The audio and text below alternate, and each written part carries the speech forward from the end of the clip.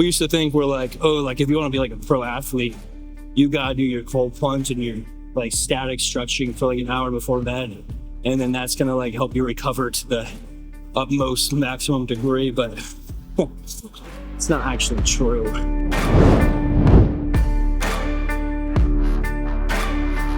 Sleep is such an interesting variable when it comes to training, because we all know that it's like the best thing for us. I mean, I've seen on multiple podcasts that like feature full-on medical doctors where they say that if we were to like quantify sleep and harness it and put it into like one drug that people could take, then it would be the most sought after drug on the planet, bar none.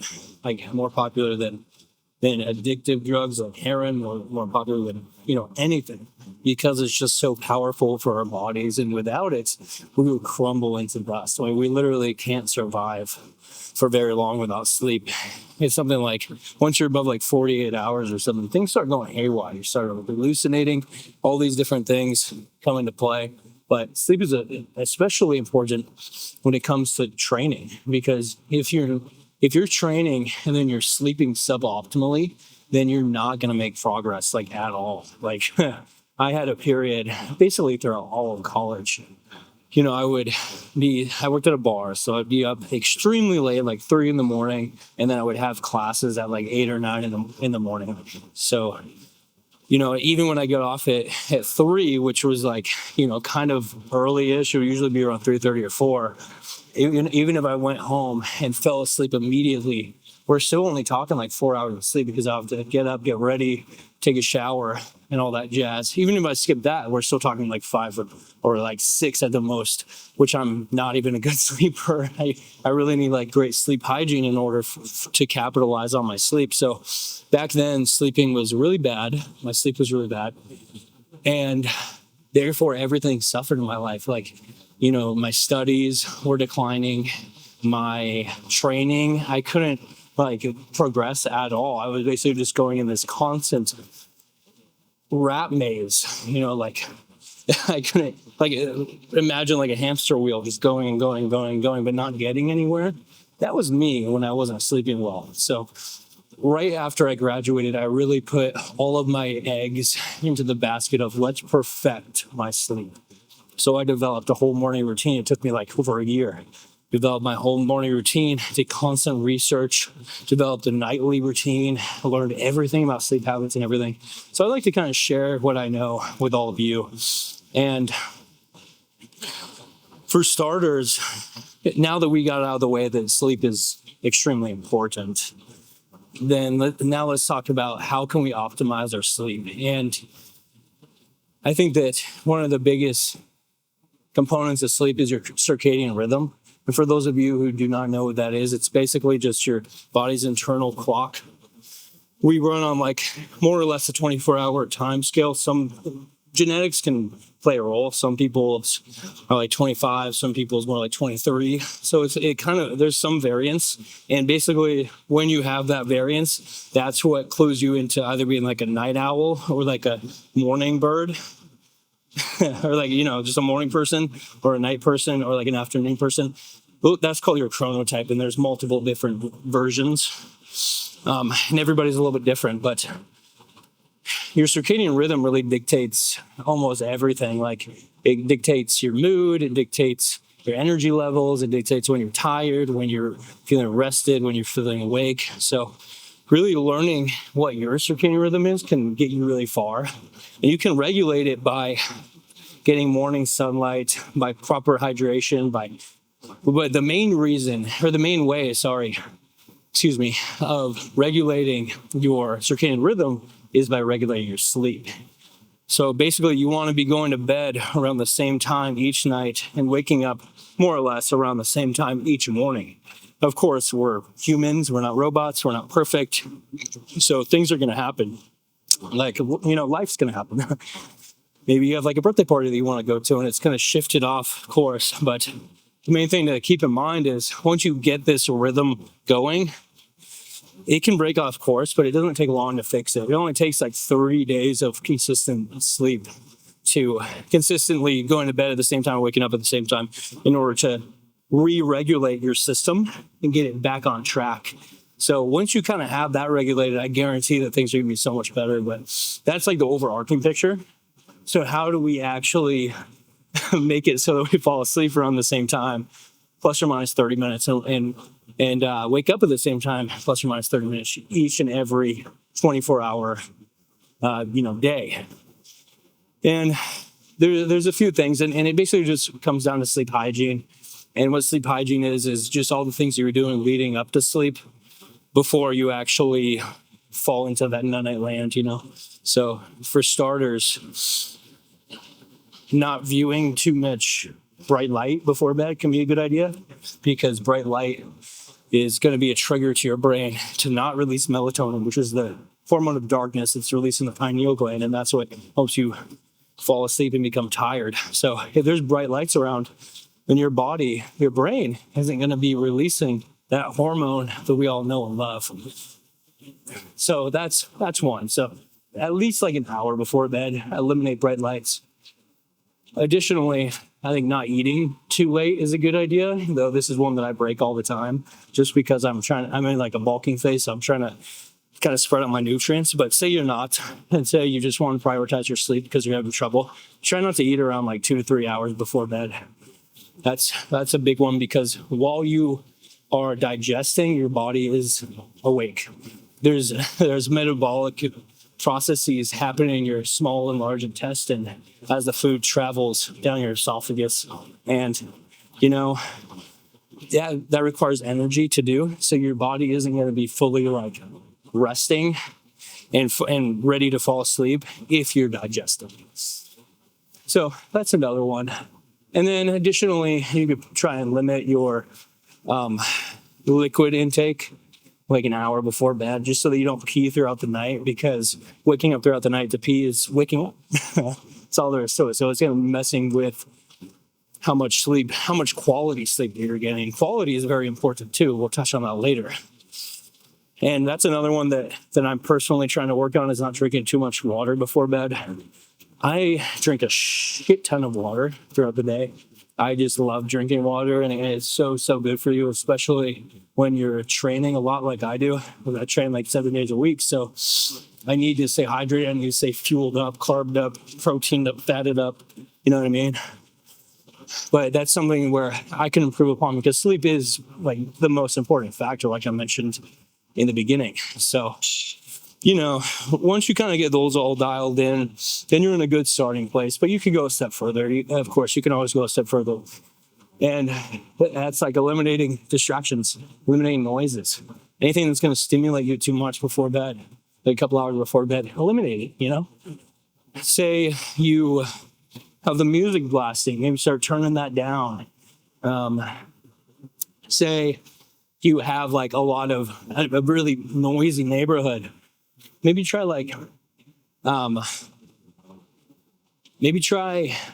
turning on a white noise machine, or like a fan, or an AC unit or something. I personally, call me a psychopath, whatever you think, I don't care, but I keep an AC on all year round. I love the white noise. I love the breeze.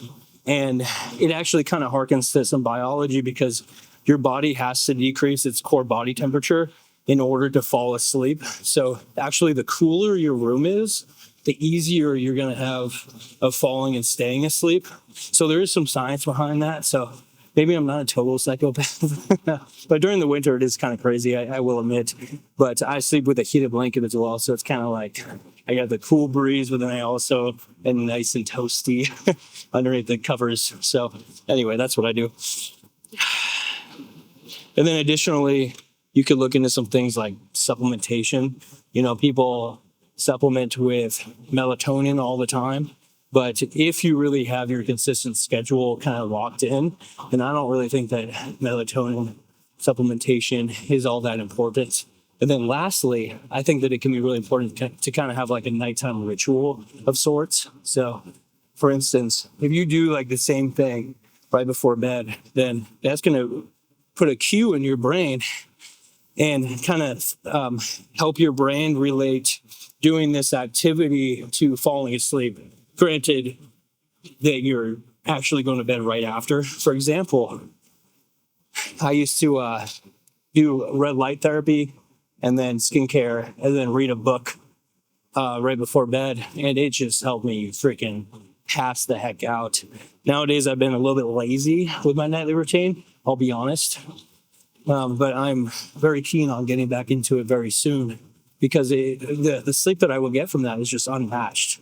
It really is phenomenal. So any kind of a nightly ritual can really help your body associate the bed with, or, this little ritual with going to bed. For example, if you stay in your bed a lot while you're awake, then your brain is going to start associating the bed with wakefulness. And then it's going to be really hard for you to fall asleep. I had like a phase in my life where I was pretty depressed. It was right after high school because I didn't really know what to do with my life. And at that time, when you're depressed, all you want to do is be in bed. You just want to like slink away into a cave, to a hole and die. And that's how I felt. So I would stay in bed for most of the day and I just slept like crap. I could never fall asleep. My sleep was irregular. I'd just be kind of living off of naps. And when your sleep is destroyed and your circadian rhythm is destroyed, what do you think happens to your body? Your energy levels are shot. You don't make any progress in the gym. Nothing good comes of it. Nothing good can come of that.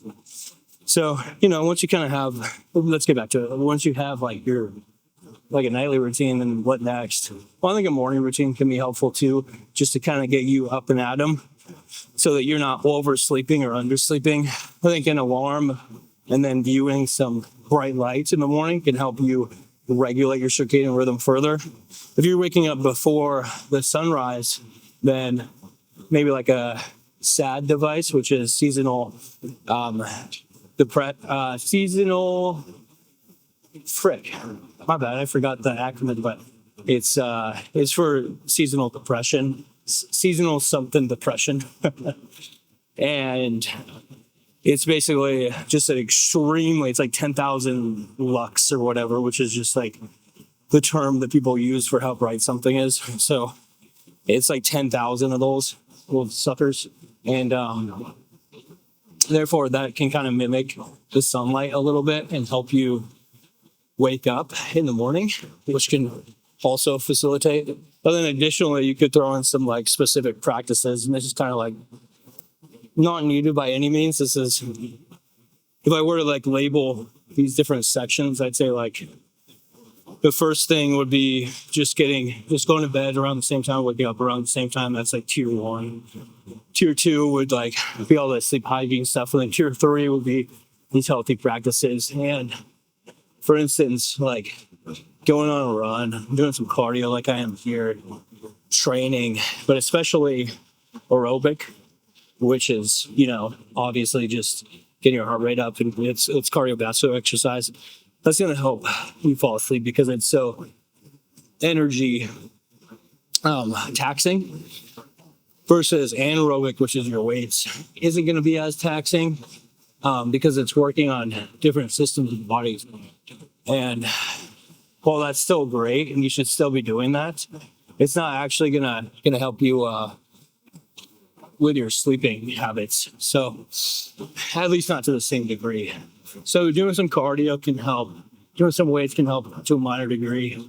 But what else? Well, the sauna, if you're doing it close to the bedtime, that can help you fall asleep a ton, because what the sauna is doing is it's raising your body temperature to a maximum degree and helping you sweat and really just relax. It's a huge relaxer. Once you get out, your body temperature actually drops below baseline, which I mentioned earlier. You need that temperature drop in order to help you facilitate falling asleep. So that can just kind of be a tool in your arsenal of how can we actually fall asleep really easily. So I tend to throw the sauna in whenever I get the opportunity, which is whenever I go to the gym.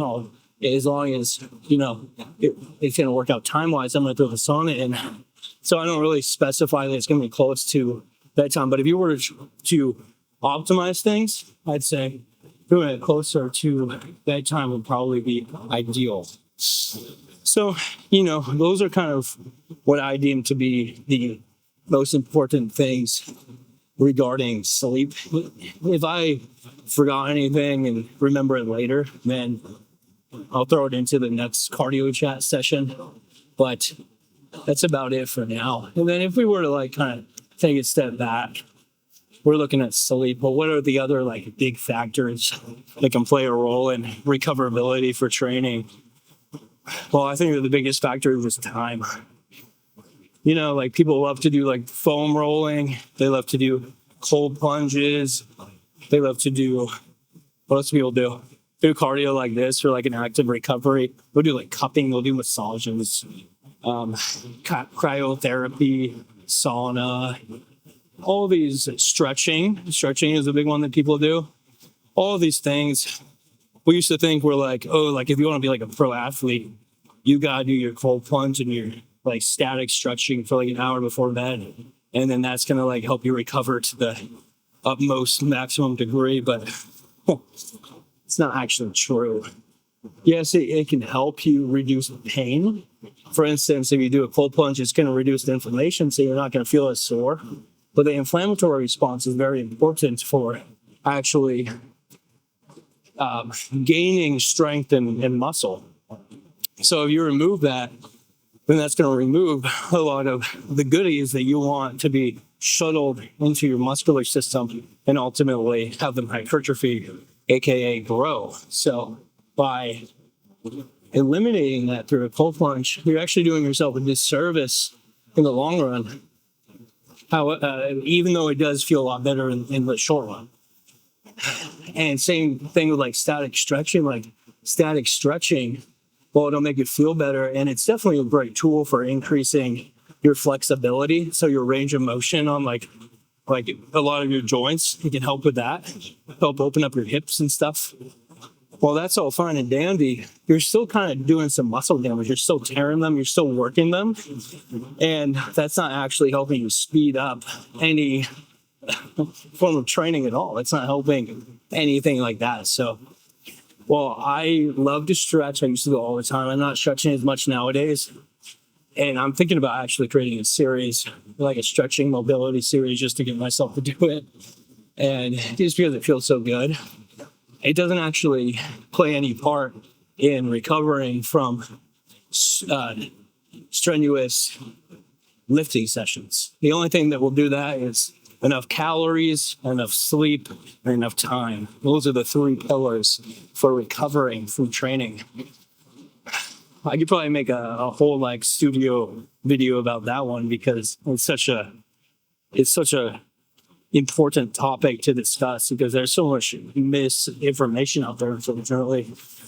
So, you know, I wouldn't say like you can't do any of those things.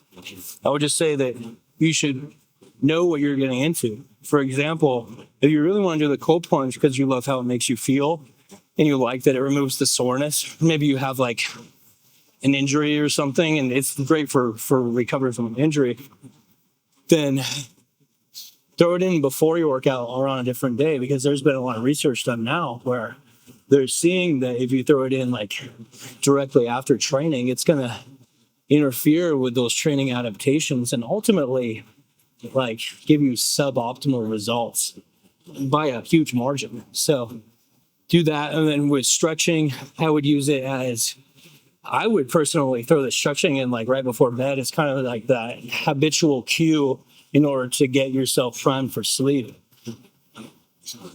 That's how I would throw it in. Or right after your training, if you're feeling a little tight, then that could be an additional help. And that's just something, it's another thing where it just makes you feel good. Of course, cold plunge, it doesn't feel good in the moment, but afterwards it feels good. And, you know, stretching isn't really, it is, for some people it can feel good in the moment, but for most people afterwards, it feels really good. If anything, you could habit stack these things. For instance, sometimes when I'm in the sauna, if I have enough room and nobody's there, then I will, then I'll do a little bit of stretching in the sauna just to save some time. You know, it's kind of a game changer or anything a bit like that. Because if you're trying to like maximize your health and you're throwing in these like the plethora of different health related activities, you know, cold plunge, static stretching, sauna, lifting, cardio. Maybe you're throwing in like healthy habits that don't even have anything to do with the body, like some brain work, like journaling or meditation. Then, if you're doing all these things on every single day, that's gonna be taking up so much of your damn time. And believe me, I've done it before. I've tried it. I've done the cold plunge. I've done the journaling. I've done everything I just mentioned all in one day for many days. The good part of a year or two, I was doing that. And it feels great, but man, it zaps a lot of time. We're talking like 3-4 hours of your day just for health related practices, which is fine and dandy if you're super gung-ho, but for the average individual, that's way too much. For the average individual struggles to just make it to the gym 4 days a week. So how are you going to throw all those healthy habits on top of that? I don't know, It's all about finding that equilibrium and that balance. But anyways, guys, I think that's going to do it for today's cardio chat. So please let me know if you have anything to say about all those topics. Have a good one. Bye.